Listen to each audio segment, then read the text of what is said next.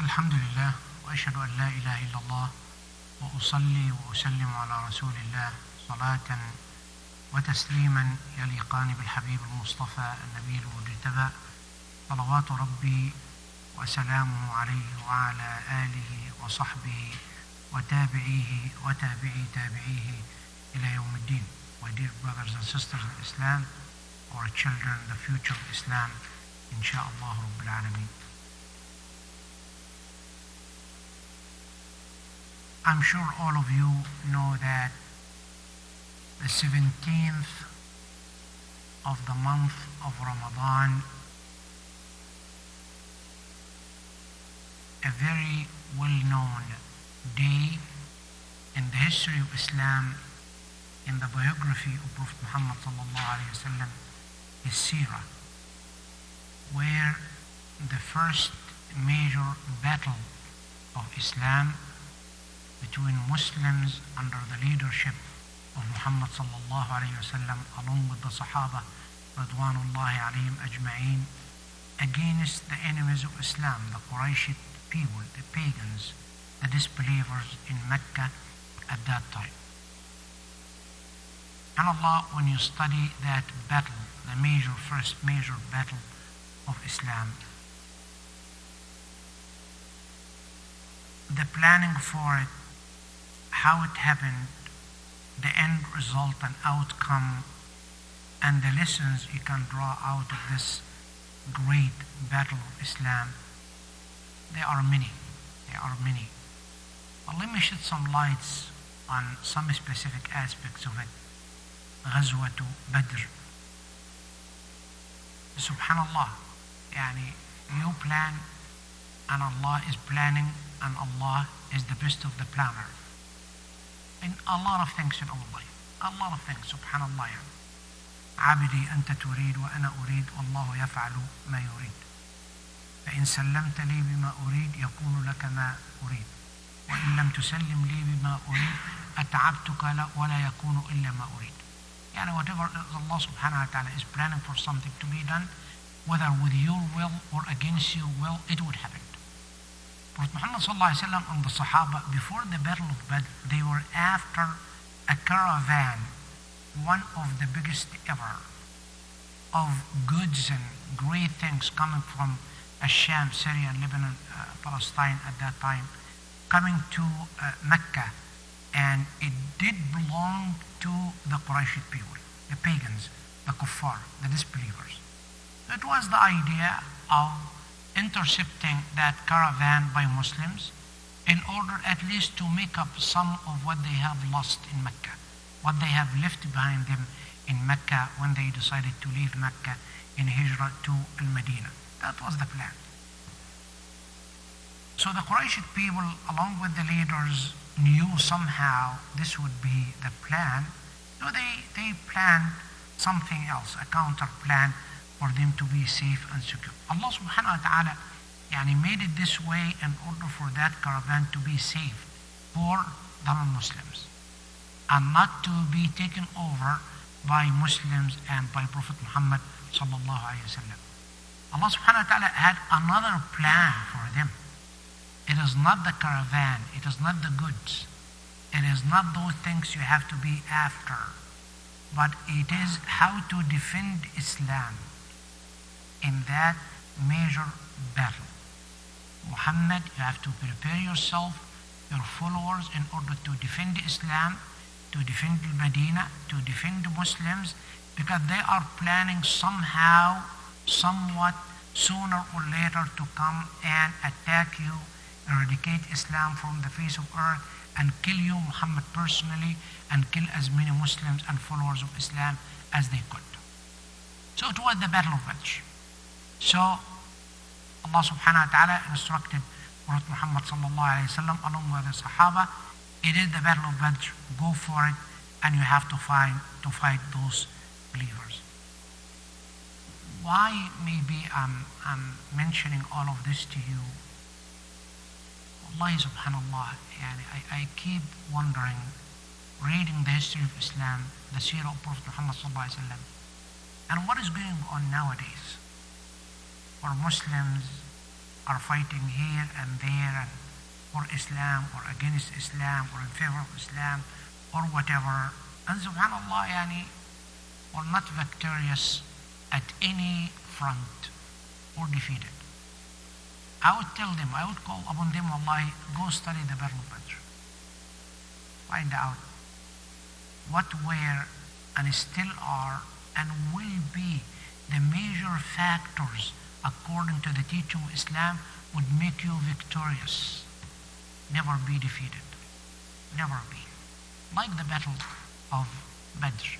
At the beginning, Prophet Muhammad ﷺ, along with the Sahaba, where would be the scene of that battle? Where? We have the desert of Arabia. Where we're going to be stationed at? Where the battle will take place and so on and so forth.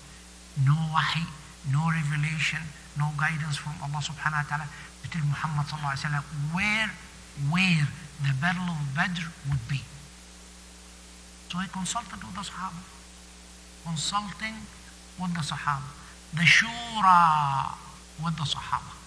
Ask them, find out, as long as there is no revelation from Allah subhanahu wa ta'ala to tell him sallallahu alayhi wa sallam as the leader, the battle will take place at that place. So one of the Sahaba just asked Prophet Muhammad sallallahu alayhi wa sallam, do you receive any revelation from Allah? Any wahi? He said, no. Have any idea, Rasulullah, where we're going to have this battle at? He said, no, I have no idea.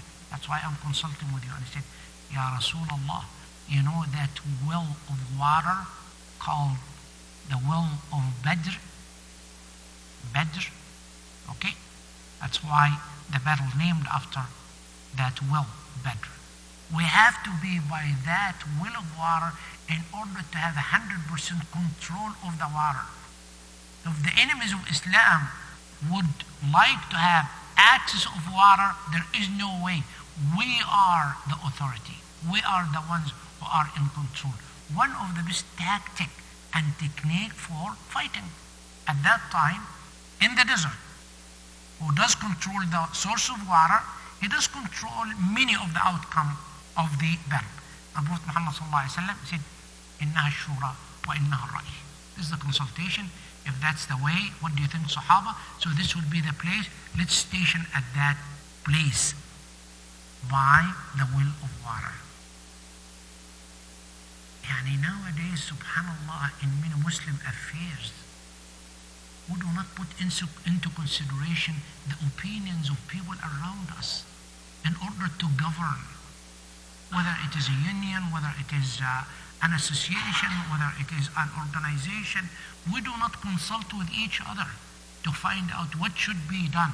It is a way of dictatorship. It is the leader. It is the only one. He can decide for us and tell us what to do or not what to do and go ahead and that's it. Even with Prophet Muhammad ﷺ, consult with your own people in order to have this done this way. So this is the place of the time. Why 17 of the month of Ramadan? You Muslims, not the month before Ramadan, not the month after Ramadan, you entered this battle fasting. Fasting the month of Ramadan. And after the first half of Ramadan, not any other time, the blessings of the month of Ramadan, the guidance of Allah subhanahu wa ta'ala during the month of Ramadan.